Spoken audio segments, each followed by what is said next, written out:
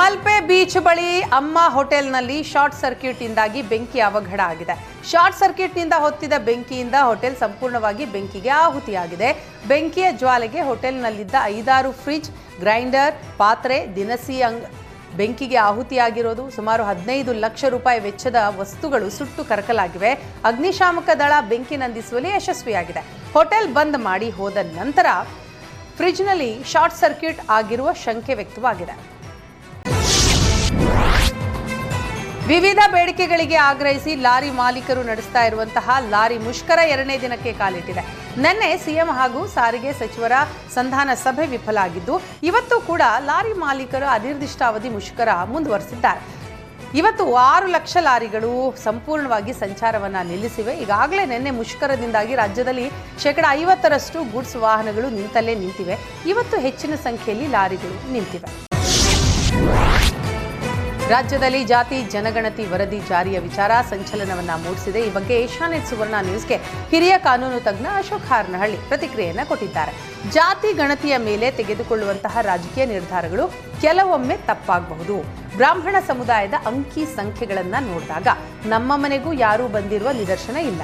ಈ ಜಾತಿ ಗಣತಿ ವರದಿಯ ಆಧಾರದ ಮೇಲೆ ಮುಂದುವರೆದ್ರೆ ಇನ್ನೂ ಹೆಚ್ಚಿನ ತಪ್ಪು ನಿರ್ಧಾರಗಳಾಗತ್ತೆ. ಮೀಸಲಾತಿ ಕೊಟ್ಟರೆ ಬೇರೆ ಸಮುದಾಯಗಳು ನ್ಯಾಯಾಲಯದ ಮೊರೆ ಹೋಗುವ ಸಾಧ್ಯತೆ ಇದೆ. ಜನಸಂಖ್ಯೆ ಆಧಾರದ ಮೇಲೆ ಮೀಸಲಾತಿ ಕೊಡೋದು ಸೂಕ್ತ ಅಲ್ಲ.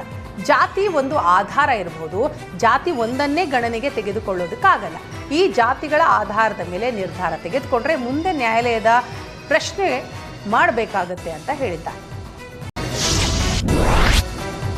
ಕಾಫಿನಾಡು ಚಿಕ್ಕಮಗಳೂರಿನಲ್ಲಿ ಮನೆ ಸಮೀಪ ಕಾಣಿಸಿಕೊಂಡಂತಹ 18 ಅಡಿ ಉದ್ದದ ಕಾಳಿಂಗ ಸರ್ಪವನ್ನ ರಕ್ಷಣೆ ಮಾಡಲಾಗಿದೆ.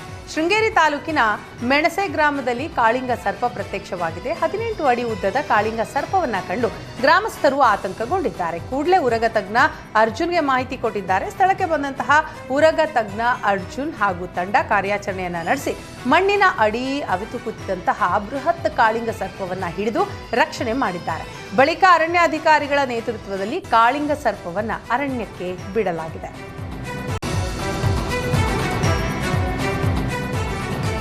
ಮಲ್ಪೆ ಬೀಚ್ ಬಳಿ ಅಮ್ಮ ಹೋಟೆಲ್ನಲ್ಲಿ ಶಾರ್ಟ್ ಸರ್ಕ್ಯೂಟ್ ಇಂದಾಗಿ ಬೆಂಕಿ ಅವಘಡ ಆಗಿದೆ. ಶಾರ್ಟ್ ಸರ್ಕ್ಯೂಟ್ನಿಂದ ಹೊತ್ತಿದ ಬೆಂಕಿಯಿಂದ ಹೋಟೆಲ್ ಸಂಪೂರ್ಣವಾಗಿ ಬೆಂಕಿಗೆ ಆಹುತಿಯಾಗಿದೆ. ಬೆಂಕಿಯ ಜ್ವಾಲೆಗೆ ಹೋಟೆಲ್ನಲ್ಲಿದ್ದ 5-6 ಫ್ರಿಡ್ಜ್, ಗ್ರೈಂಡರ್, ಪಾತ್ರೆ, ದಿನಸಿ ಬೆಂಕಿಗೆ ಆಹುತಿಯಾಗಿರೋದು. ಸುಮಾರು 15 ಲಕ್ಷ ರೂಪಾಯಿ ವೆಚ್ಚದ ವಸ್ತುಗಳು ಸುಟ್ಟು ಕರಕಲಾಗಿವೆ. ಅಗ್ನಿಶಾಮಕ ದಳ ಬೆಂಕಿ ನಂದಿಸುವಲ್ಲಿ ಯಶಸ್ವಿಯಾಗಿದೆ. ಹೋಟೆಲ್ ಬಂದ್ ಮಾಡಿ ಹೋದ ನಂತರ ಫ್ರಿಡ್ಜ್ನಲ್ಲಿ ಶಾರ್ಟ್ ಸರ್ಕ್ಯೂಟ್ ಆಗಿರುವ ಶಂಕೆ ವ್ಯಕ್ತವಾಗಿದೆ. ವಿವಿಧ ಬೇಡಿಕೆಗಳಿಗೆ ಆಗ್ರಹಿಸಿ ಲಾರಿ ಮಾಲೀಕರು ನಡೆಸ್ತಾ ಇರುವಂತಹ ಲಾರಿ ಮುಷ್ಕರ 2ನೇ ದಿನಕ್ಕೆ ಕಾಲಿಟ್ಟಿದೆ. ನಿನ್ನೆ ಸಿಎಂ ಹಾಗೂ ಸಾರಿಗೆ ಸಚಿವರ ಸಂಧಾನ ಸಭೆ ವಿಫಲ ಆಗಿದ್ದು, ಇವತ್ತು ಕೂಡ ಲಾರಿ ಮಾಲೀಕರು ಅನಿರ್ದಿಷ್ಟಾವಧಿ ಮುಷ್ಕರ ಮುಂದುವರೆಸಿದ್ದಾರೆ.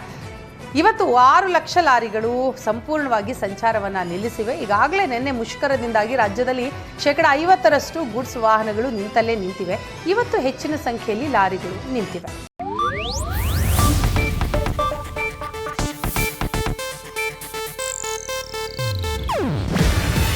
ಇದು ಏಷ್ಯಾನೆಟ್ ನ್ಯೂಸ್ ನೆಟ್ವರ್ಕ್ ಪ್ರಸ್ತುತಿ.